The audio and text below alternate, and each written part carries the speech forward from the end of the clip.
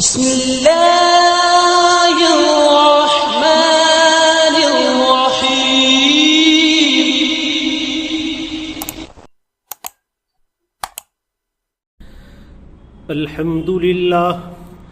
الحمد للہ نحمده ونستعینه ونستغفره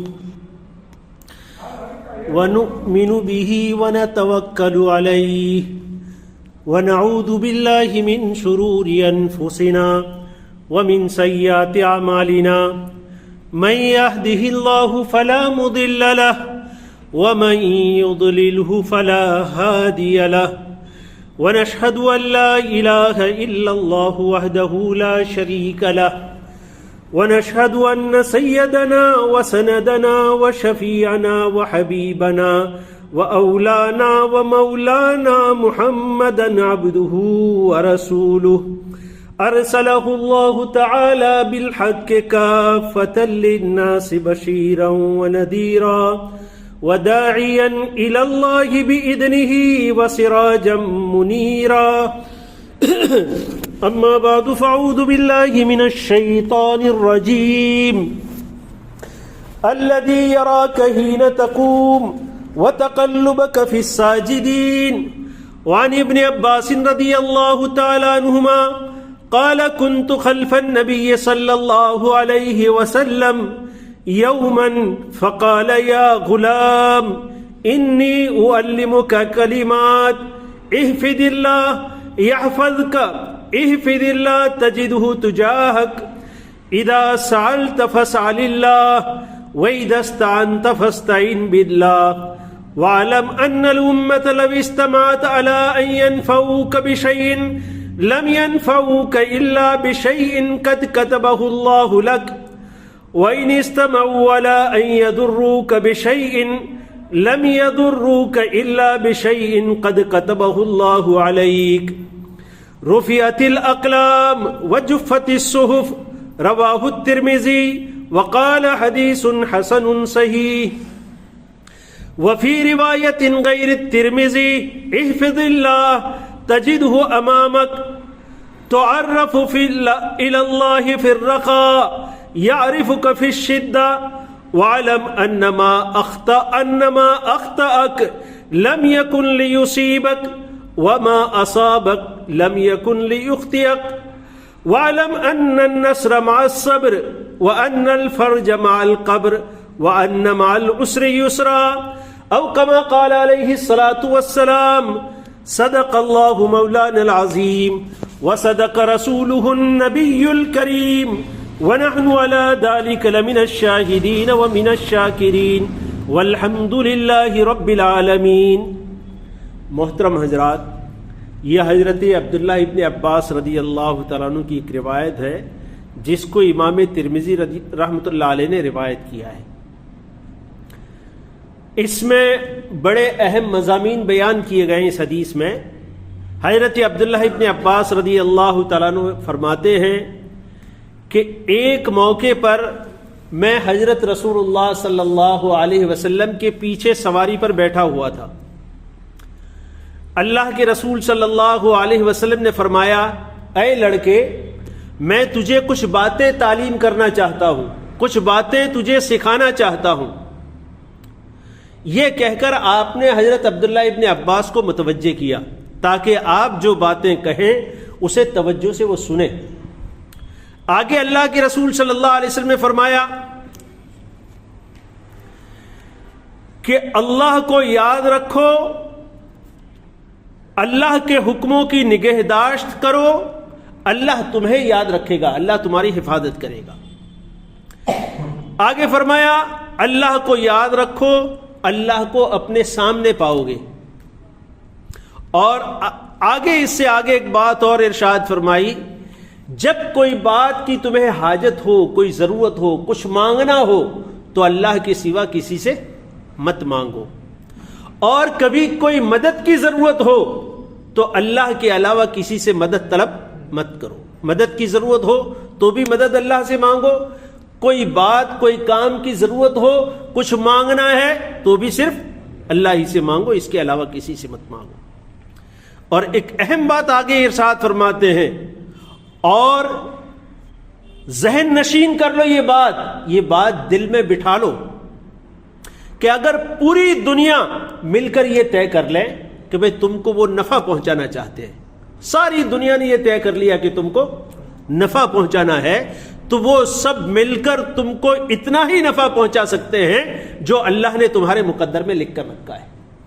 اس سے زیادہ نہیں پہنچا سکتی۔ اور پوری دنیا کے لوگ مل کر اگر یہ طے کر لیں کہ تم کو نقصان پہنچانا ہے تو وہ سب کے سب مل کر تم کو اتنا ہی تمہارا نقصان کر سکتے ہیں جو نقصان اللہ نے تمہارا طے کر کے رکھا ہے، اس سے ایک ذرہ کے برابر نہ بڑھ سکتے ہیں نہ کم کر سکتے ہیں۔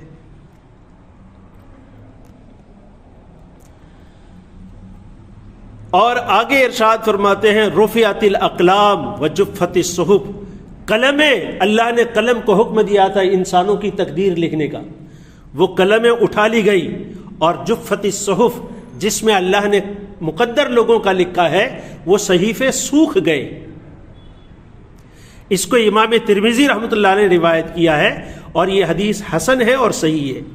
ترمذی کے علاوہ ایک اور روایت ہے جس میں تھوڑے سے الفاظ بدل کر ہے، اس میں یوں ہے احفظ اللہ تجدہ امامک، اللہ کو یاد رکھو تو اللہ کو تم اپنے سامنے پاؤ گے، اور اللہ کو راحت اور خوشی کے ایام میں اللہ کے ساتھ تعلق جوڑے رکھو، جب تمہاری یہاں تکلیف ہوگی اللہ تعالیٰ تکلیف میں تمہیں کام آئیں گے، راحت میں اور خوشی میں اللہ سے رشتہ بنائے رکھو، تعلق جوڑ کے رکھو اللہ سے، تو اللہ کب کام آئیں گے؟ تکلیف کے موقع پر، مصیبت کے موقع پر اللہ تمہارے کام آئیں گے۔ اور یہ جان لو کہ جو چیز تم سے چھوٹ گئی کہ بھئی کچھ چک گئے، ہم کچھ چھوٹ گیا، یہ کرنے کا تھا نہیں کر سکے، یہ حاصل کرنا تھا نہیں کر سکے، تو جو تم چوک گئے یا جو چیز تم سے چھوٹ گئی وہ کبھی تم کو ملنے والی نہیں تھی، اور جو تم نے حاصل کیا ہے، جو تم کو مل گیا، وہ کبھی تم سے چھوٹنے والا نہیں تھا۔ اور یہ یاد رکھو اللہ کی مدد ہمیشہ صبر کرنے والوں کے ساتھ ہے، اور ہر تنگی کے بعد کشادگی، راحت ہوتی ہے، اور ہر تکلیف کے بعد اللہ تعالی سہولت کو پیدا کر دیتے ہیں۔ یہ ہے اس حدیث شریف کا ترجمہ مختصراً۔ یہ حدیث شریف جو ہے بڑے جامع مضامین اس کے اندر، آپ نے خود نے انداز کر لیا ہوگا کہ کتنی اہم باتیں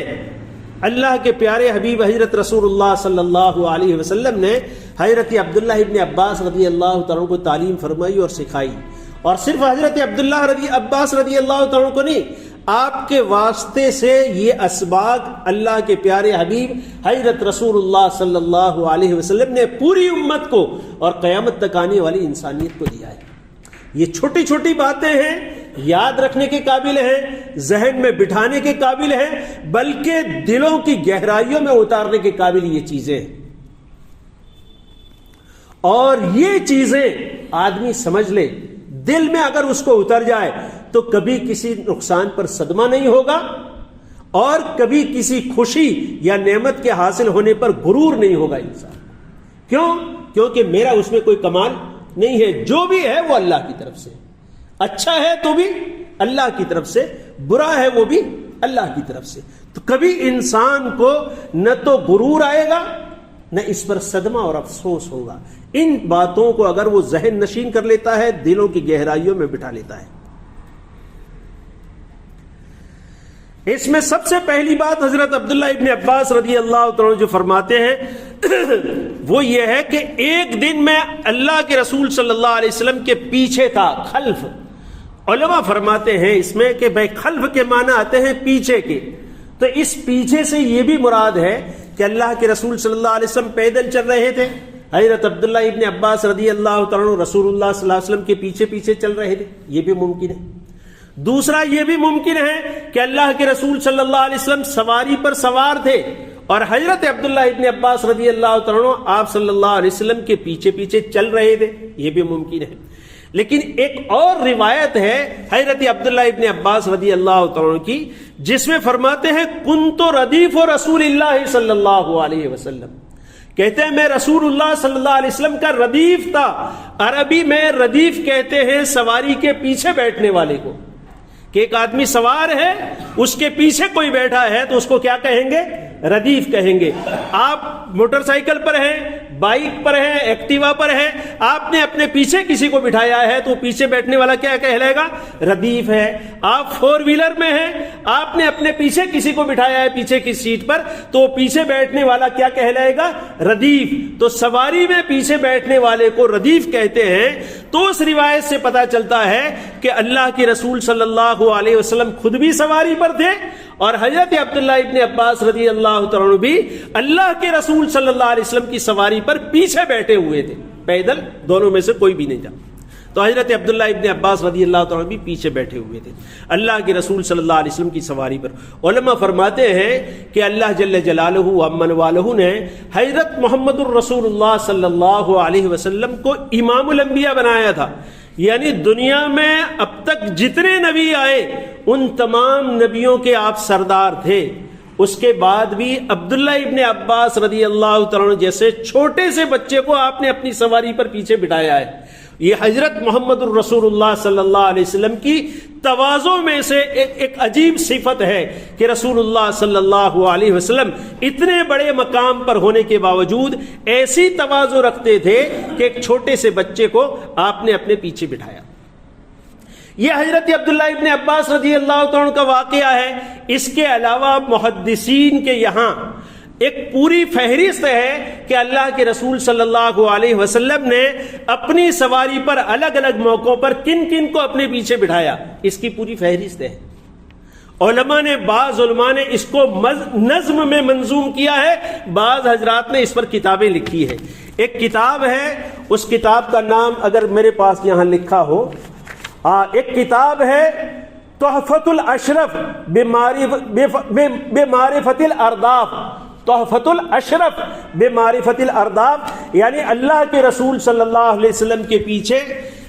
کون کون آپ کی سواری پر بیٹھا ہے اس کی پوری فہرست اس کتاب کا نام ہی ہے۔ اس میں حضرت ابوبکر صدیق رضی اللہ تعالیٰ عنہ، حضرت عثمان غنی رضی اللہ تعالیٰ عنہ، حضرت علی رضی اللہ تعالیٰ عنہ، اس کے علاوہ اور بھی صحابہ کرام رضوان اللہ تعالیٰ علیہم اجمعین ہیں جن کو حضرت رسول اللہ صلی اللہ علیہ وسلم نے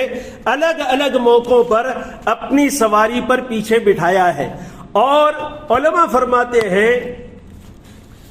کہ یہ یعنی اگر آپ کے پاس سواری ہے، آپ سواری لے کر جا رہے ہیں، پیچھے کی سیٹ خالی ہے، چاہے آپ کے پاس ٹو ویلر ہو چاہے فور ویلر ہو، تو کسی اور کو لفٹ دینا، اس کو پیچھے بٹھانا، یہ حضرت رسول اللہ صلی اللہ علیہ وسلم کی ایک سنت ہے۔ اور اس نیت سے کہ رسول اللہ صلی اللہ علیہ وسلم نے کسی کو پیچھے بٹھایا ہے، اس نیت سے اگر آپ بٹھائیں گے تو یہ آپ کا پیچھے بٹھانا یہ بھی اللہ کے یہاں اجر کا سبب بنے گا اور یہ بھی عبادت بنے گا۔ تو یہ بھی علماء نے لکھا ہے، مسنون ہے۔ لیکن آج کے حالات میں اتنا خیال رکھنا چاہیے کہ بھائی اجنبی آدمی کو نہیں بٹھانا چاہیے، جس کو جانتے پہچانتے ہیں اسی کو بٹھانا چاہیے، کیونکہ اس میں نقصان ہونے کا بھی اندیشہ ہو سکتا ہے، اس لیے اس کا احتیاط رکھنا چاہیے۔ خیر، اور کچھ چیزیں ہیں انشاءاللہ اس کو آئندہ تفصیل کے ساتھ عرض کریں گے۔ اللہ تعالیٰ شانہ یہ باتوں کو سمجھنے کی ہم تمام کو عمل کی توفیق عطا فرماوے۔ وآخر دعوانا ان الحمد للہ رب العالمین۔